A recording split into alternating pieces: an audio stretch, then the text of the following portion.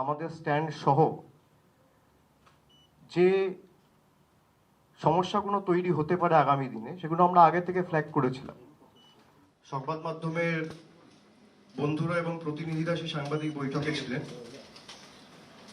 এবং যেটা আমরা আশঙ্কা করছিলাম, গত 2 মাসে আমরা দেখেছি সাধারণ মানুষ থেকে শুরু করে যারা এসআইআর এর কাজ করছে, বিশেষ করে বিএলওরা, তারা অনেকে এই অপরিকল্পিত, আনঅর্গানাইজড, আনপ্ল্যান্ড যে এসআইআর হঠাৎ করে ঘোষণা করে দেওয়া হয়েছে, যেখানে একটা এক্সারসাইজ সম্পূর্ণ করতে সাধারণত 2 বছর সময় লাগে, সেটা গায়ের জোরে 2 থেকে 3 মাসের মধ্যে কমপ্লিট করার যে একটা জোর জবরদস্তি এবং গাজোয়ারি মানসিকতা, তার প্রতিফলন আমরা লক্ষ্য করেছি বিগত 2 মাস ধরে।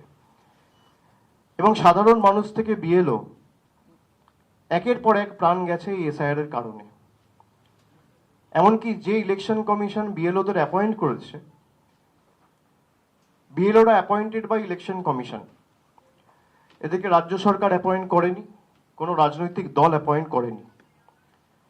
এখনো পর্যন্ত সাধারণ মানুষের ক্ষেত্রে আমরা দেখেছি প্রায় 51টা ঘটনা রয়েছে যেখানে সাধারণ মানুষ এসআইআর এর আতঙ্কে এবং এনআরসির আতঙ্কে আত্মঘাতী হয়েছেন। তার মধ্যে 45 জন প্রাণ হারিয়েছেন এবং 6 জন এখনো হাসপাতালে রয়েছেন, যাদের ট্রিটমেন্ট চলছে।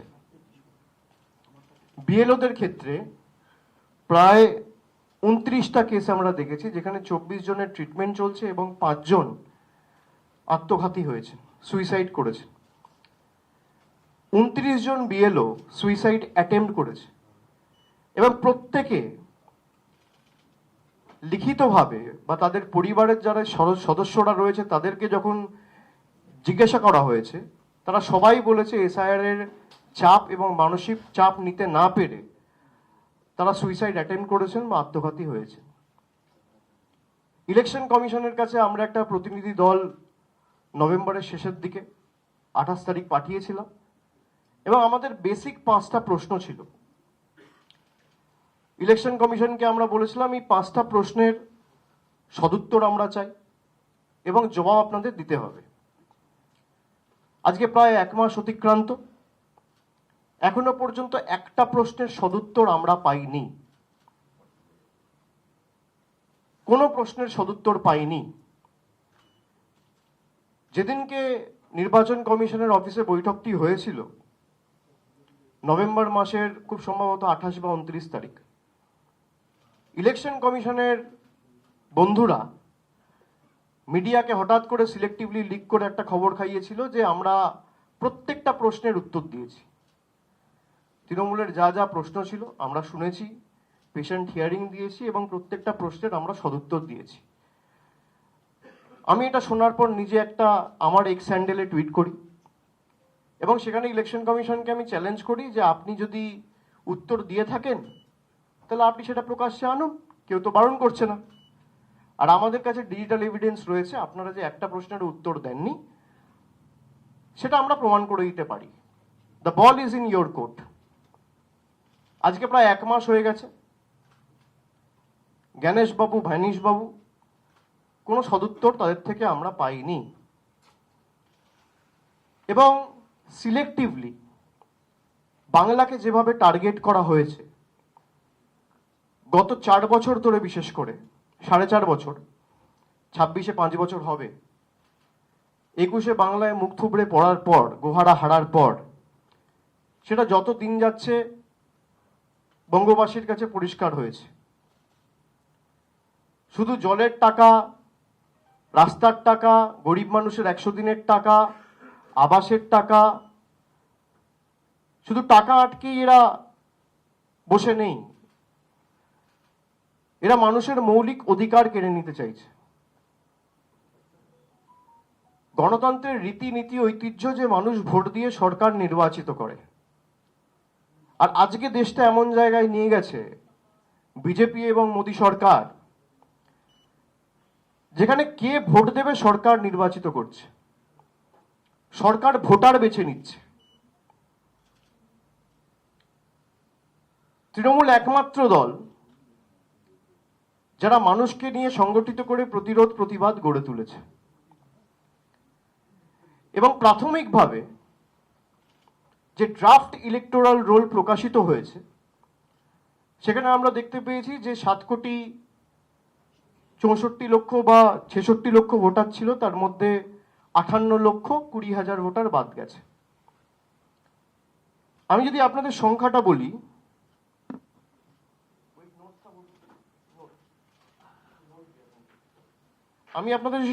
বলি, তাহলে আপনারা দেখবেন যে সমস্ত রাজ্যে এসআইআর হচ্ছে সেই সমস্ত রাজ্যে বাংলাকে যদি আমি অন্যান্য রাজ্যের সাথে তুলনা করি তাহলে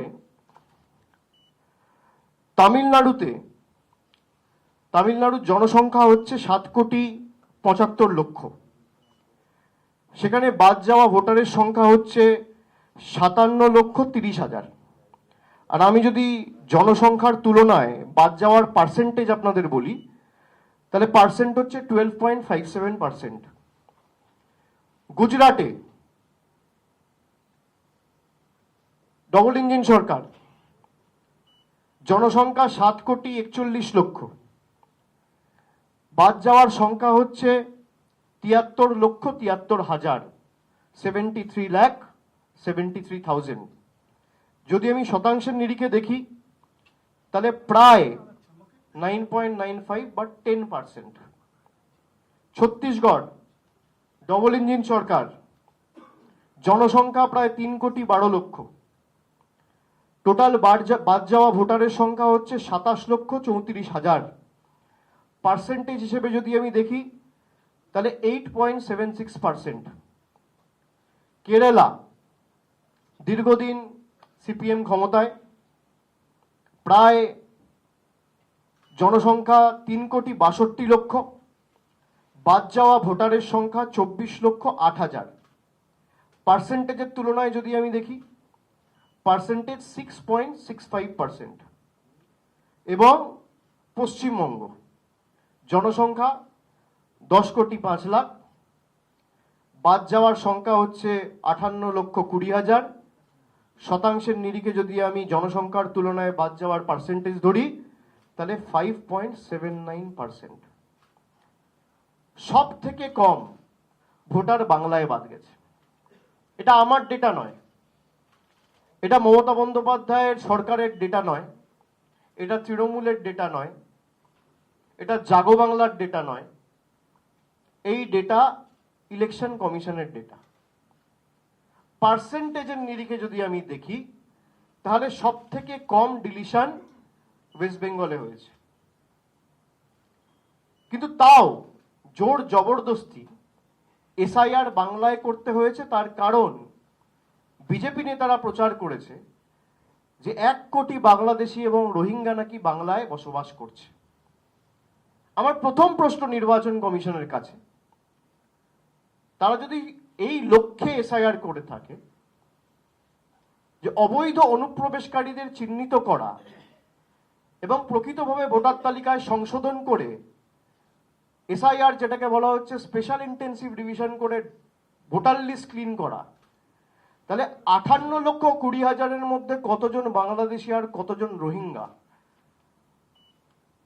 তার সংখ্যা এবং তথ্য ইলেকশন কমিশনকে প্রকাশ করতে হবে। এই তথ্য এখনো আমরা কেউ পাইনি, জনসমক্ষে আসেনি, পাবলিক ডোমেনে নেই। আমার প্রথম প্রশ্ন। আমার দ্বিতীয় প্রশ্ন, যে আপনারা যে উদ্দেশ্য নিয়ে বা যে লক্ষ্য নিয়ে এসআইআর করেছেন, অবৈধ অনুপ্রবেশকারীদের চিহ্নিত করে তাদেরকে ফেরত পাঠানো, তাহলে যেখান থেকে রোহিঙ্গারা প্রবেশ করে ভারতবর্ষের যে সমস্ত রাজ্য ইন্টারন্যাশনাল বর্ডার শেয়ার করে মায়ানমারের সাথে, সেই রাজ্যগুলোতে একটাতেও, সে অরুণাচল প্রদেশ হোক, নাগাল্যান্ড হোক, মণিপুর হোক, মিজোরাম হোক, একটাতেও এসআইআর হলো না কেন? আমার দ্বিতীয় প্রশ্ন, যদি বাংলাদেশি বাংলায় থেকে থাকে, বাংলা যেমন বাংলাদেশের সাথে বর্ডার শেয়ার করছে, ত্রিপুরাও বর্ডার শেয়ার করছে, মেঘালয়ও বর্ডার শেয়ার করছে, মিজোরামও বর্ডার শেয়ার করছে। তাহলে এই রাজ্যগুলোতে এসআইআর হলো না কেন? তার কারণ আপনার লক্ষ্য অবৈধ অনুপ্রবেশকারী চিহ্নিত করা নয়, আপনার লক্ষ্য বাঙালিকে হ্যারাস করা, বঙ্গবাসীকে হ্যারাস করা। আমার তৃতীয় প্রশ্ন, আজকে যারা বলছে যে রোহিঙ্গাদের আতুর ঘর বাংলা বা বাংলাদেশিদের আতুর ঘর বাংলা, তাহলে ইলেকশন কমিশন তাদেরকে চিঠি পাঠিয়ে শোকজ করলো না কেন? ইলেকশন কমিশনের তথ্য অনুযায়ী সব থেকে কম ডিলিশন হয়েছে বাংলায়। আমার চতুর্থ প্রশ্ন, সব থেকে কম ডিলিশন যদি বাংলায় হয়ে থাকে আর সব থেকে বেশি ডিলিশন যদি উত্তরপ্রদেশ, তামিলনাড়ু আর গুজরাটে হয়ে থাকে, তাহলে মাইক্রো অবজারভারদের দল গুজরাটে পাঠানো হলো না কেন? উত্তরপ্রদেশে পাঠানো হলো না কেন? বা তামিলনাড়ুতে পাঠানো হলো না কেন? আপনি মাইক্রো অবজারভার লাগান, কারোর কোনো আপত্তি নেই। তৃণমূল লড়তে জানে, তৃণমূল লড়ে নেবে, কিন্তু একই যাত্রায় পৃথক ফল হতে পারে না। আমি বাংলায় থাকি, আমার জন্য আইন আলাদা, আর গুজরাটে যে থাকে তার জন্য আইন আলাদা।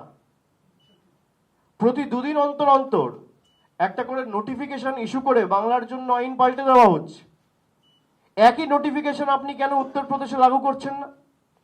একই নোটিফিকেশন আপনি কেন গুজরাটে লাগু করছেন না? ওখানে তো সব থেকে ভোটার বাদ গেছে, বেশি ভোটার বাদ গেছে।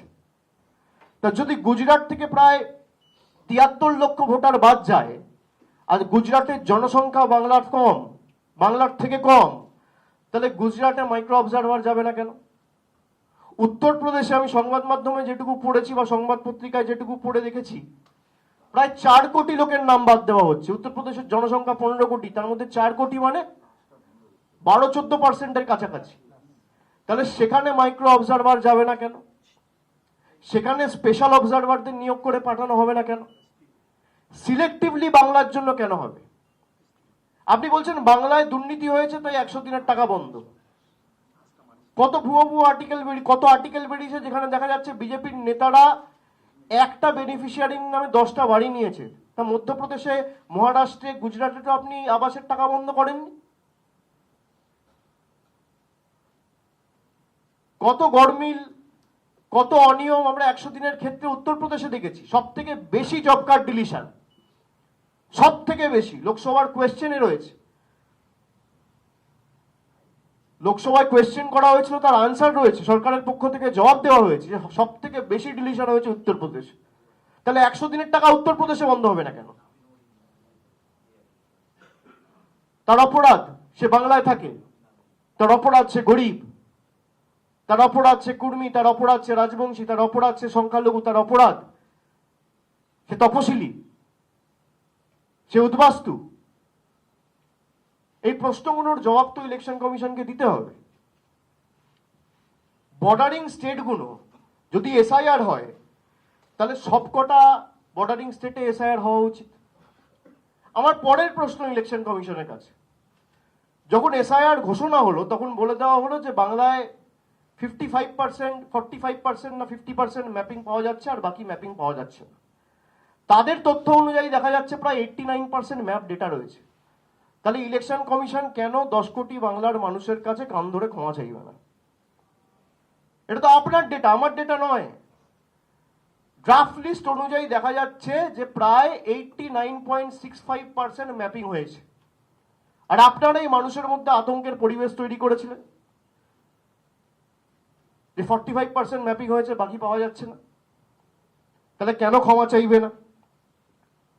অন্যান্য স্টেটের ক্ষেত্রে আপনি এক্সটেনশন দিচ্ছেন, আপনি ইউপির ক্ষেত্রে এক্সটেনশন দিয়েছেন, আপনি গুজরাটের ক্ষেত্রে এক্সটেনশন দিয়েছেন, এমনকি আন্দামান, যেখানে জনসংখ্যা, আন্দামান ও নিকোবর, যেখানে জনসংখ্যা প্রায় সব থেকে কম, সেখানেও আপনি 7 দিনের এক্সটেনশন দিয়েছেন। উত্তরপ্রদেশে আপনি 15 দিনের এক্সটেনশন দিয়েছেন। ছত্তিশগড়ে আপনি 7 দিনের এক্সটেনশন দিয়েছেন। মধ্যপ্রদেশে আপনি 7 দিনের এক্সটেনশন দিয়েছেন। গুজরাটে আপনি 3 দিনের এক্সটেনশন দিয়েছেন, আপনি তামিলনাড়ুতে 3 দিনের এক্সটেনশন দিয়েছেন, তাহলে বাংলা এক্সটেনশন দিলেন না কেন? তার কারণ কি? লজিক্যাল ডিসক্রিপেন্সি বলে একটা লিস্ট হাওয়ায় ভাসিয়ে দেওয়া হয়েছে। কোনো অফিসিয়াল প্রেস রিলিজ নেই, একটা হোয়াটসঅ্যাপে সবার সাথে শেয়ার করেছে হোয়াটসঅ্যাপ কমিশন, সবকিছু হোয়াটসঅ্যাপে লিক করে, তার স্ক্রিনশটও আমাদের কাছে রয়েছে। লজিক্যাল ডিসক্রিপেন্সিতে আপনি বলছেন 1,36,00,000 লোক এমন রয়েছে যাদের কোনো না কোনো সমস্যা রয়েছে, বাবার সাথে কোনো বয়সের পার্থক্য রয়েছে, যাদের নামে কোনো বানানে ভুল রয়েছে, বাবার নামে কোনো বানানে ভুল রয়েছে, যাদের অ্যাড্রেসের সমস্যা হয়েছে, বা যাদের পদবিতে কোনো একটা বানানো ভুল রয়েছে। 1,36,00,000। এই ডেটাটা ইলেকশন কমিশন কবে রিলিজ করেছে? আমি যদি আপনাদের জিজ্ঞেস করি, সংবাদ মাধ্যমে কেউ বলবেন আমাকে কবে রিলিজ করেছে? ধরুন 16 তারিখ ড্রাফট ইলেকটোরাল রোল পাবলিশ হয়েছে, এই ডেটাটা ইলেকশন কমিশন কবে রিলিজ করেছে? আমি জানি না, তাই আপনাদের জিজ্ঞেস করছি। September on the 16th। আপনি এটা দেখুন, look at the competency of election commission. 16 তারিখ ড্রাফট রোল রিলিজ হয়েছে, আর 16 তারিখে election commission draft roll assess করে সঙ্গে সঙ্গে বলে দিল যে 1,36,00,000 লজিক্যাল ডিসক্রিপেন্সি রয়েছে। আমি জানতে চাই ইলেকশন কমিশনের কাছে কি জাদুকাঠি রয়েছে, কোন জাদুকাঠির বেসিসে যেটা 80,000 বিএলও, 8,000 বিএলও সুপারভাইজার, 4,000 এইআরও, 300 ইআরও, 23 জন ডিইও, এতজন ইলেকশন কমিশনের প্রতিনিধি, যেটা 2 মাসে করতে গিয়ে হিমশিম খেলো 29 জন আত্মহত্যা করলো।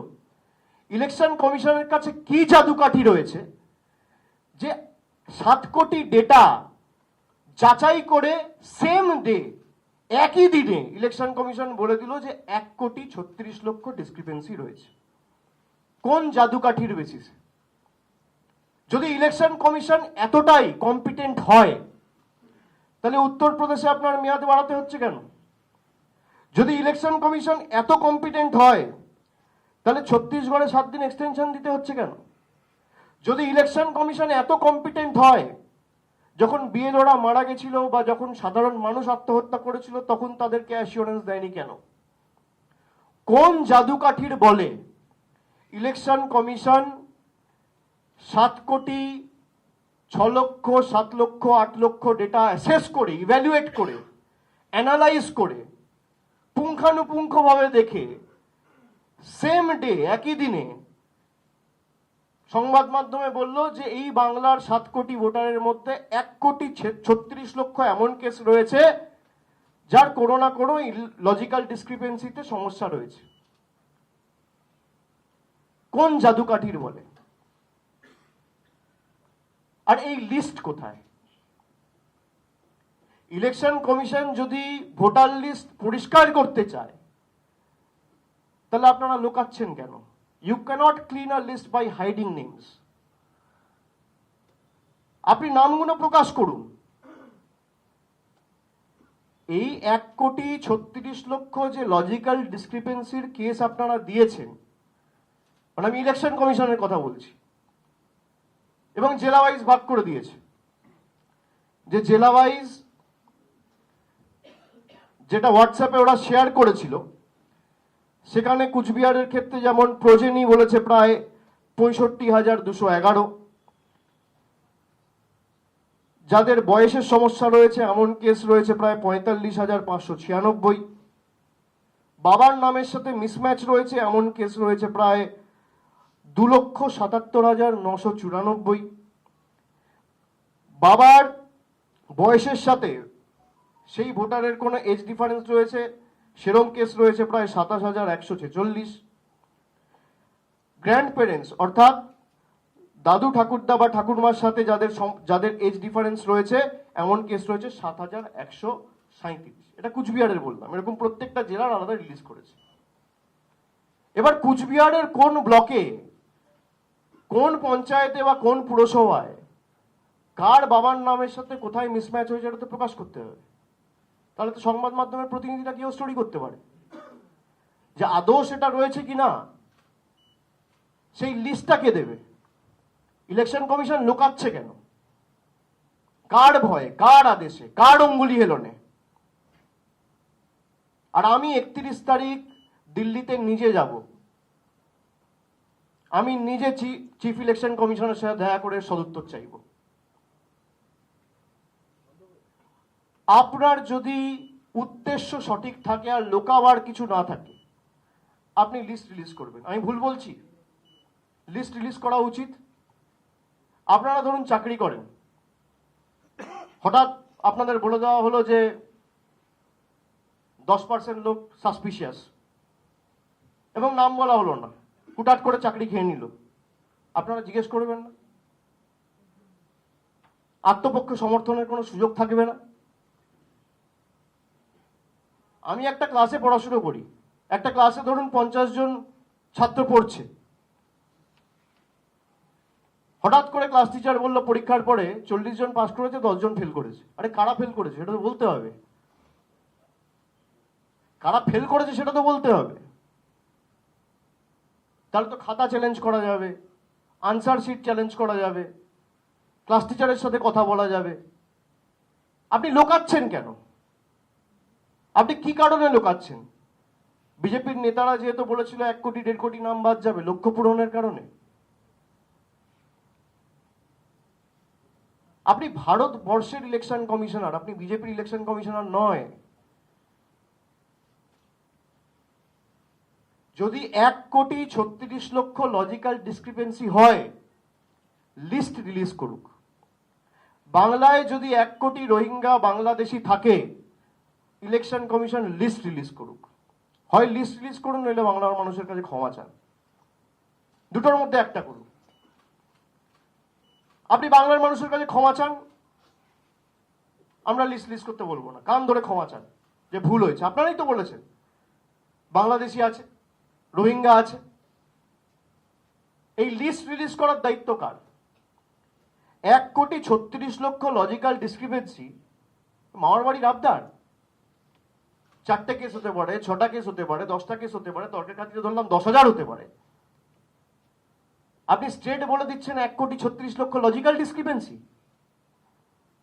আর যে কাজটা বিএলওদের বাড়ি বাড়ি গিয়ে করতে ইআরও এইআরও সবার 2 মাস লাগলো, আপনি সেম ডে 1 ঘন্টার মধ্যে করে বার করে দিলেন।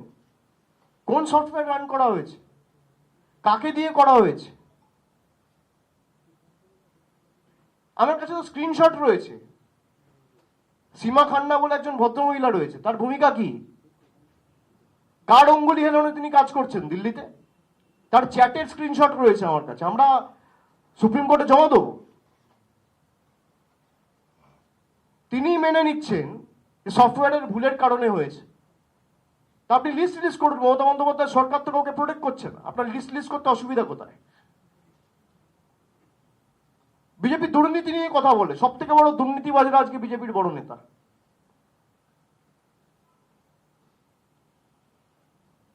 যারা সাম্প্রদায়িকতাকে, সাম্প্রদায়িক সম্প্রীতি নষ্ট করে দাঙ্গা করে ক্ষমতায় এসছে, তারা সাম্প্রদায়িক সম্প্রীতি নিয়ে কথা বলবে। নামটা সীমা খান্না, আবার বলছি, DGIT attach to election commissioner of India. আর তার যদি ক্ষমতা থাকে আমার বিরুদ্ধে মিথ্যা মামলা করুক, আমার কাছে চ্যাটের স্ক্রিনশট রয়েছে। সীমা খান্না কে? কোন সফটওয়্যার রান করে আপনি 1,36,00,000 বাঙালিকে সাসপিশিয়াস লিস্টে ঢোকালেন? কি করে আপনি করতে পারেন? আর আপনি করুন, আপনি 2 কোটি করুন, 3 কোটি করুন, আপনাকে লিস্ট রিলিজ করতে হবে।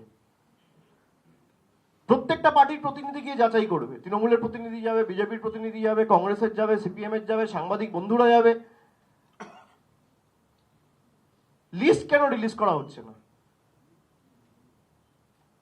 আমাকে বলা হলো তুমি ভুল করেছো, আর আমি কি ভুল করেছি আমাকে বলতে হবে তো।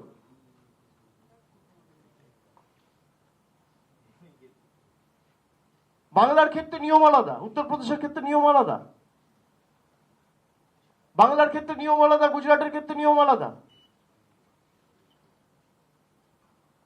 বাংলার জন্য টাকা বন্ধ, আর বিহার, গুজরাট, উত্তরপ্রদেশে টাকা ডাইভার্ট করে ব্রিজ হচ্ছে, আর দুদিন অন্তর অন্তর ডবল ইঞ্জিন সরকারের ব্রিজ ভেঙে পড়ছে। আজকেও বিহারে একটা রোপওয়ে ভেঙে পড়েছে। এর দায়িত্ব কার? এর দায়িত্ব তো ইলেকশন কমিশনের। ইলেকশন কমিশনের কাছে যদি লোকানোর কিছু না থাকে, তাহলে নাম রিলিজ করছে না কেন? আমার প্রশ্ন তো এটাই। আমি সংবাদ মাধ্যমের বন্ধুদের বলবো এই প্রশ্নটা করুন। আমরা একাধিক কেস দেখেছি বাংলা জুড়ে, এরকম 100-র উপর কেস আছে, আমি জেলা ধরে ধরে আপনাদের ব্রেকআপ দিয়ে দিতে পারি, যারা বেঁচে রয়েছে এবং তাদেরকে মৃত হিসেবে ঘোষণা করে দেওয়া হয়েছে। ডানকুনিতে আমাদের একজন কাউন্সিলর আছে সূর্য বলে, তাকে ডেট দেখিয়ে দিয়েছে। এরকম প্রায়, আমি যদি আপনাকে ডিস্ট্রিক্ট ওয়াইজ বলি, এর ব্রেকআপ আমাদের কাছে আছে, আমরা এদের সবার সাথে যোগাযোগে আছি।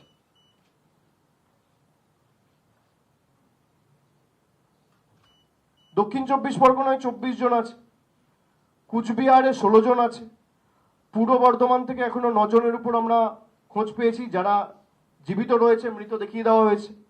হুগলি থেকে 7 জন রয়েছে, হাওড়া থেকে 7 জন রয়েছে, নদিয়া থেকে 5 জন রয়েছে, পূর্ব মেদিনীপুর থেকে 5 জন রয়েছে, দক্ষিণ কলকাতা থেকে 5 জন রয়েছে, বর্ধমান থেকে 4 জন রয়েছে, বীরভূম থেকে 3 জন রয়েছে, আলিপুরদুয়ার থেকে 2 জন রয়েছে, দার্জিলিং থেকে 2 জন রয়েছে, মুর্শিদাবাদ থেকে 2 জন রয়েছে। এরকম একাধিক সংখ্যা রয়েছে যারা বেঁচে আছে, হার্টি অ্যান্ড হেলদি, তাদেরকে দেখিয়ে দিয়েছে ডেড। এই দায় কার? কেন ইলেকশন কমিশনের বিরুদ্ধে এফআইআর হবে না? আপনি এসআইআর করে বাংলা দখল করতে চেয়েছেন, মানুষ এফআইআর করে আপনার বিরুদ্ধে গণতান্ত্রিকভাবে জবাব দেবে ওঠে। কিসের বেসিসে? আপনার কাছে যদি জাদুকাঠি থাকে যে আপনি 7 কোটি ডেটা 1 ঘন্টার মধ্যে দেখে আপনি রিলিজ করে দিচ্ছেন যে লজিক্যাল ডিসক্রিপেন্সি রয়েছে, কি জাদুকাঠি রয়েছে আপনার কাছে? আমরা তো জানতে চাই কিসের বেসিসে। আর এই লিস্ট যদি রিলিজ না করা হয়, আমরা একটা সময়সীমা আগামী 31 তারিখ বেঁধে দিয়ে আসবো। 31 তারিখ আমাদের সময় দিয়েছে, আমরা দিল্লিতে ইলেকশন কমিশনের অফিসে যাব, নির্বাচন সদনে গিয়ে আমাদের যা বলার বলবো। আর যদি এই লিস্ট না রিলিজ করা হয়, ইলেকশন কমিশনের অফিস ঘেরাও হবে। আপনার দায়বদ্ধতা মানুষের প্রতি, বিজেপির প্রতি নয়। I repeat, Gyanesh Kumar is the Election Commissioner of India, not Government of India. He is answerable to the people of this country. যদি ভাবে বিজেপির অঙ্গুলি হিলানে আমি যা ইচ্ছা তাই করব আর প্রশ্ন করার কেউ নেই, আপনাদের যত গায়ের জোর আছে আপনারা প্রয়োগ করুন, মানুষের হয়ে প্রশ্ন তো আমরা করবই। লজিক্যাল ডিসক্রিপেন্সির ডেটা ইলেকশন কমিশনকে রিলিজ করতে হবে। হয় আপনি রিলিজ করুন, নইলে বাংলার মানুষের কাছে কান ধরে ক্ষমা চান, দুটোর মধ্যে একটা করুন। যে আমাদের ভুল হয়েছে, হঠাৎ করে তারপর ফাইনাল ভোটার লিস্ট রিলিজ করা হবে, তখন দেখবেন এর নাম নেই। বিহারের মতো, বিহারের সাসপিশিয়াস লিস্ট ছিল 28 লাখ, তার মধ্যে ফাইনালি 3.5 লাখ ডিলিটেড, আর 24 লক্ষ লোক অ্যাকোমোডেটেড রয়েছে ফাইনাল ইলেকটরাল রোলে, 24 লাখ লোক। আর বাংলার ক্ষেত্রে সেটা করে দিয়েছে 1,36,00,000। তার মধ্যে 6টা ক্যাটেগরি করে দিয়েছে, বাবার নামের মিসম্যাচ, বয়সের পার্থক্য, পদবিতে বানান ভুল। হতেই পারে, আপনি লিস্ট রিলিজ করুন, কোন পাড়ায় কার পদবীর বানান ভুল, তাকে তো তার সার্টিফিকেট নিয়ে যেতে হবে, ক্লেম এন্ড অবজেকশনে তো সে সুযোগ পাবে। আমি জানতেই পারলাম না, আমার কাছে নোটিশই এলো না, হঠাৎ করে আপনার নাম বাদ। আপনাকে যদি কোনো সুযোগ না দিয়ে চাকরি থেকে বার করে দেওয়া হয়, যে you are hereby suspended from the service, we are hereby terminating our agreement of granting employment, আপনি কি করবেন? আপনাকে কোনো সমর্থনের সুযোগ দেওয়া হলো না, স্টেট বাদ দিয়ে দেওয়া হচ্ছে। কি বাদ, কেন বাদ, কবে বাদ, কিছুই জানি না। এ কোথাকার নিয়ম?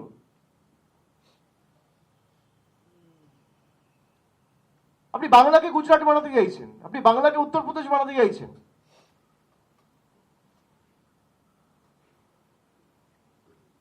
বাংলা বিপ্লবীদের মাটি, এই বাংলা বশ্যতা স্বীকার করে না।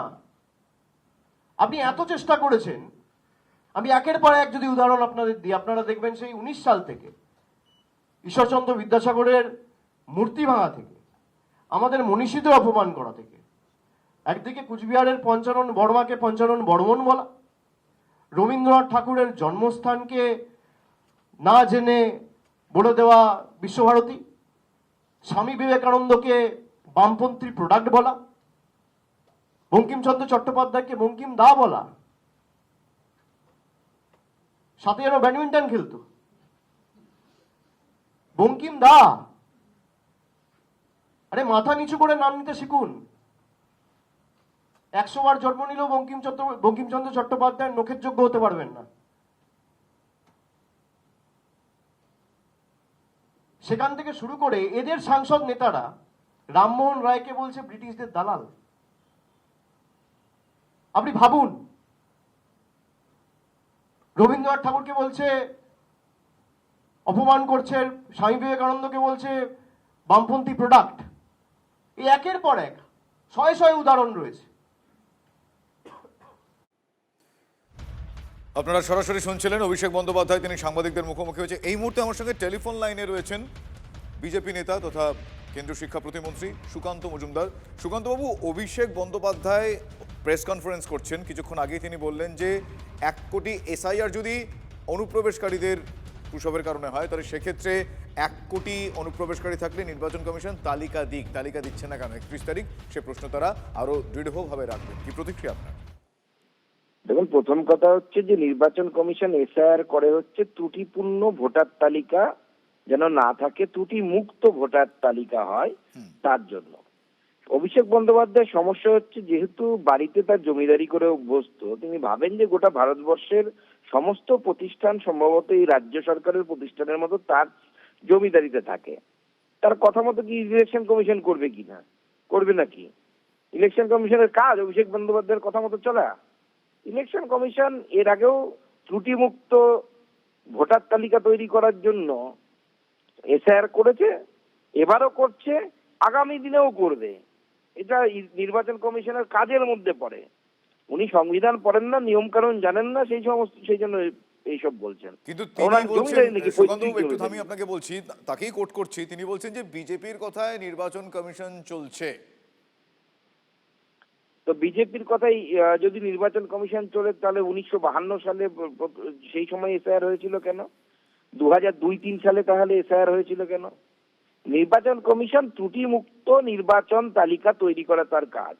অভিষেক বন্দ্যোপাধ্যায়কে বলুন যে নির্বাচন কমিশনের বিরুদ্ধে যদি কমপ্লেন থাকে, অভিযোগ থাকে, যুক্তি দিয়ে বলুক যে এই পদ্ধতিটা ঠিক নয়, এই পদ্ধতিতে ত্রুটিমুক্ত ভোটার লিস্ট তৈরি সম্ভব নয়, ত্রুটিযুক্ত ভোটার লিস্ট তৈরি হবে, সেই যুক্তিটা তো দিতে বলুন।